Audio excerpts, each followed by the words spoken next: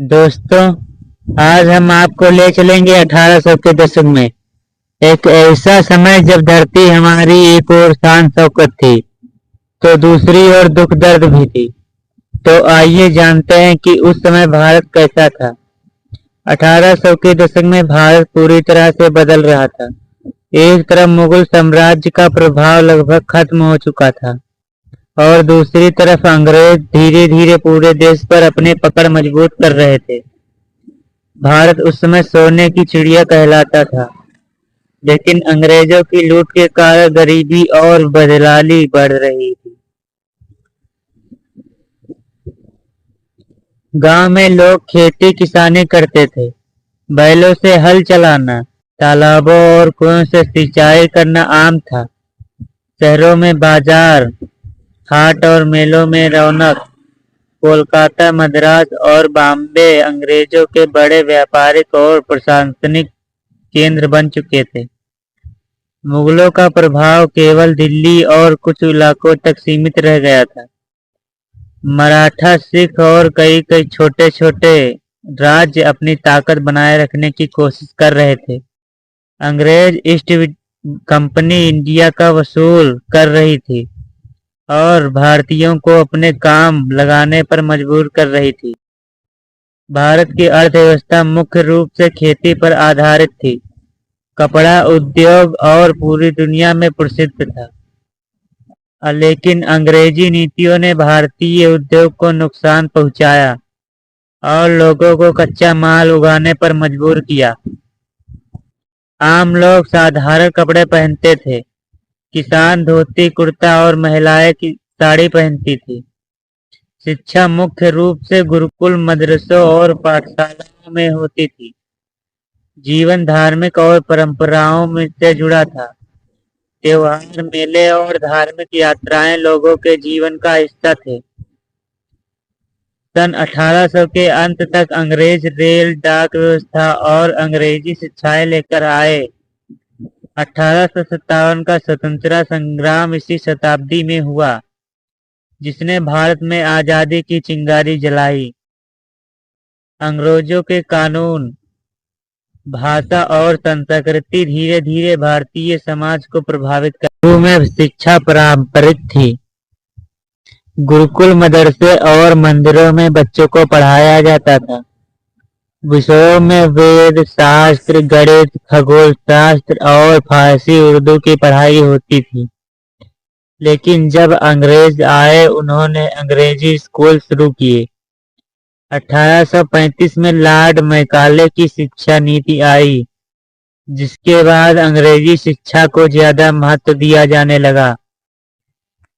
इससे भारत में एक नया वर्ग बना, अंग्रेजी पढ़े लिखे भारतीय, जिन्होंने आगे चलकर आजादी की लड़ाई में अहम भूमिका निभाई। समाज में जाति व्यवस्था बहुत गहरी थी। ऊंच नीच का 1800 भेदभाव था। बाल विवाह और सती प्रथा जैसी कुरीतियां समाज में मौजूद थी। लेकिन इन्हीं कुरीतियों के खिलाफ सुधार आंदोलन की शुरुआत हुई। राजा राम मोहन राय ने सती प्रथा के खिलाफ आंदोलन किया। ईश्वर चंद्र विद्यासागर ने विधवा विवाह और महिला शिक्षा का समर्थन किया। इसी दौरान भारतीय समाज में जागरूकता बढ़ने लगी। अंग्रेजों की नीतियों से लोग परेशान हो रहे थे। किसानों से जबरदस्ती कर वसूली होती थी। कारीगर बेरोजगार हो रहे थे। 1857 का विद्रोह सबसे बड़ा मोड़ था। यह सिर्फ एक सिपाही विद्रोह नहीं, बल्कि पहली स्वतंत्रता की लड़ाई थी। मंगल पांडे, झांसी की रानी लक्ष्मीबाई, बेगम हजरत महल, नाना साहब और तात्या तोपे जैसे नायकों ने अंग्रेजों की कड़ी चुनौती दी। हालांकि यह लड़ाई सफल नहीं हुई, लेकिन इसने पूरे देश को आजादी के लिए एकजुट कर दिया। भारत की परंपरागत कला और संगीत जीविका थी। शास्त्रीय संगीत, नृत्य और मंदिर वास्तुकला उसके उत्कर्ष पर थे।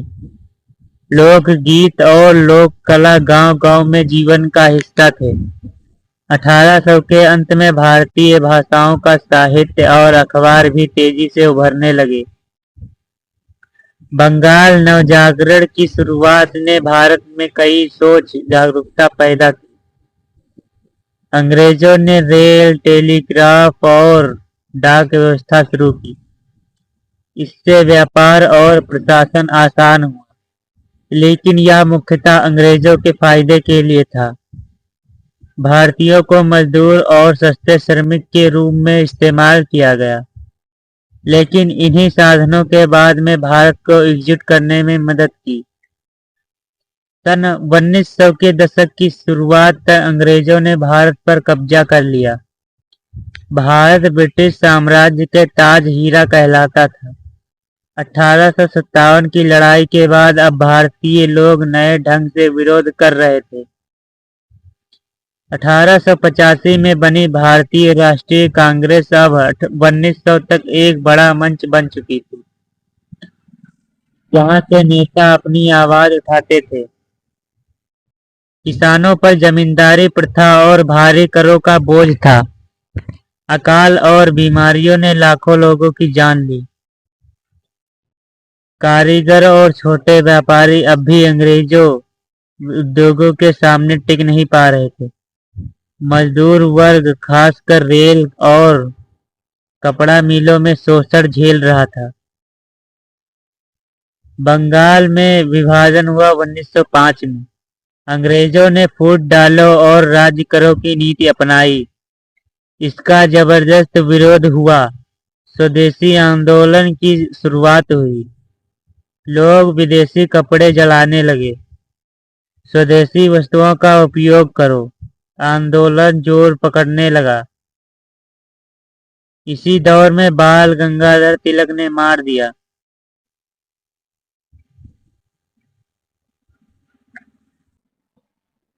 इसी दौर में बाल गंगाधर तिलक ने नारा दिया, स्वराज मेरा जन्म सिद्ध अधिकार है और मैं इसे लेकर रहूंगा। लाल बाल पाल, बाल गंगाधर तिलक और बिपिन चंद्र पाल जैसे नेता सामने आए। 1914 में जब पहला विश्व युद्ध हुआ, अंग्रेजों ने भारत से सैनिकों और साधनों की भारी मांग की। लाखों भारतीय सैनिक यूरोप, अफ्रीका और एशिया के युद्ध मैदानों में भेजे गए, लेकिन बदले में भारत को स्वतंत्रता का कोई वादा पूरा नहीं किया गया। इससे लोगों में गुस्सा और बढ़ गया। 1915 में महात्मा गांधी दक्षिण अफ्रीका में भारत लौटे। उन्होंने सत्याग्रह और अहिंसा का मार्ग अपनाया। चंपारण 1917 और खेड़ा 1918 में किसानों के आंदोलन से गांधी जी को राष्ट्रीय पहचान मिली। 1919 में अंग्रेजों ने रॉलेट एक्ट लाया, जिसने बिना मुकदमा चलाए किसी को भी जेल में डाल सकता।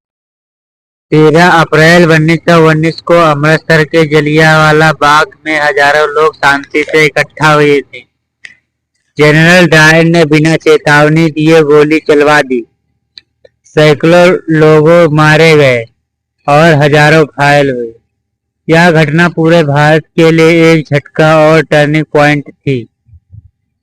अब लोग अंग्रेजों से समझौता की जगह पूर्ण स्वतंत्रता की आगे बढ़ रहे थे। तो दोस्तों, 1900 के शुरुआती दशक में भारत को आजादी की लड़ाई के लिए और मजबूत कर दिया गया। धन्यवाद। मिलते हैं अगली वीडियो में।